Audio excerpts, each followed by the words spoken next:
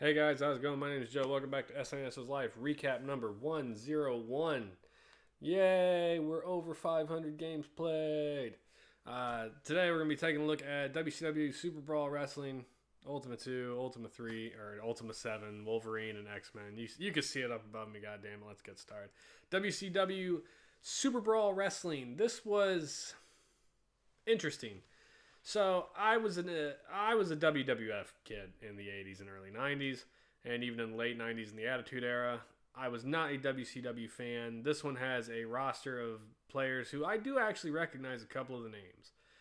And this is more akin to like the Fire Pro Wrestlings, the Japanese wrestlings where it's that diagonal isometric view.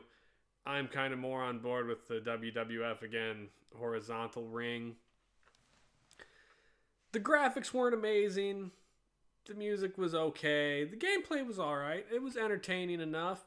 Like I didn't have a huge issue getting into it or learning the controls or figuring out how to do it. And there was a lot to it. Like they actually had a fairly in-depth system. I think this was probably a reskin on one of the Japanese wrestling games actually.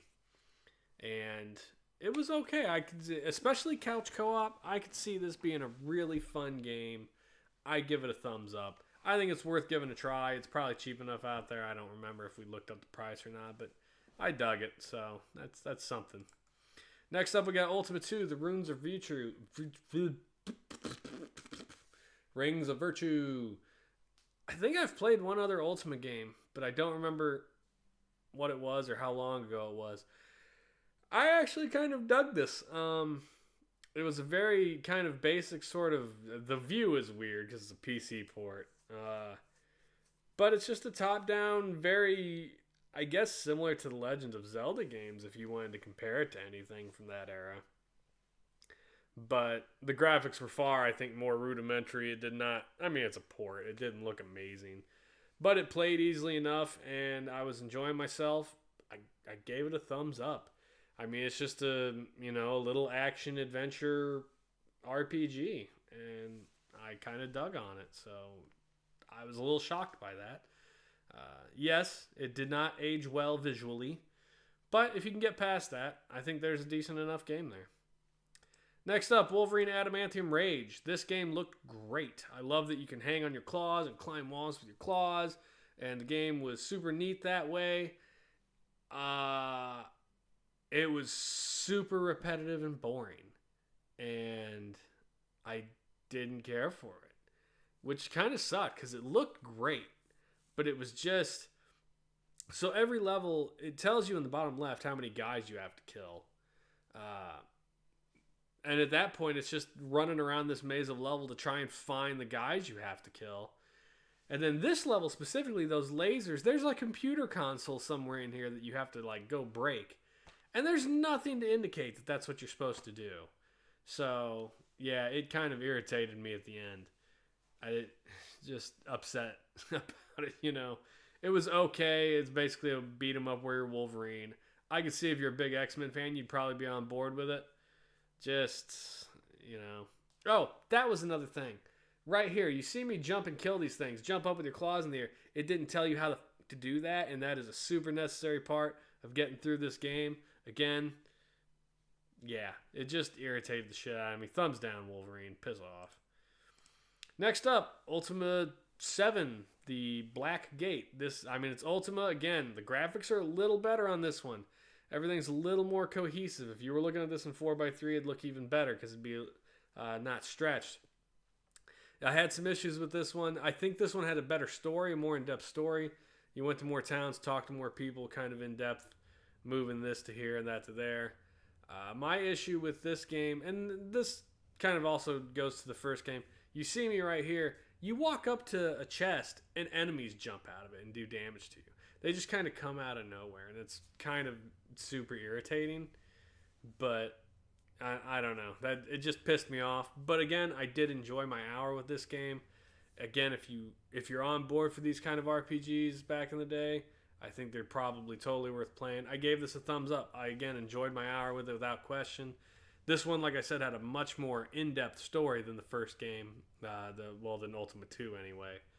And so I kind of dug on that quite a bit. You're solving a murder and trying to figure out who's in charge of this cult. And yeah, I dug this one. It was all right. Thumbs up.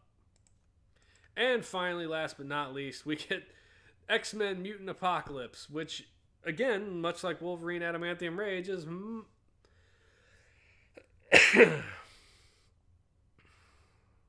I guess it's a...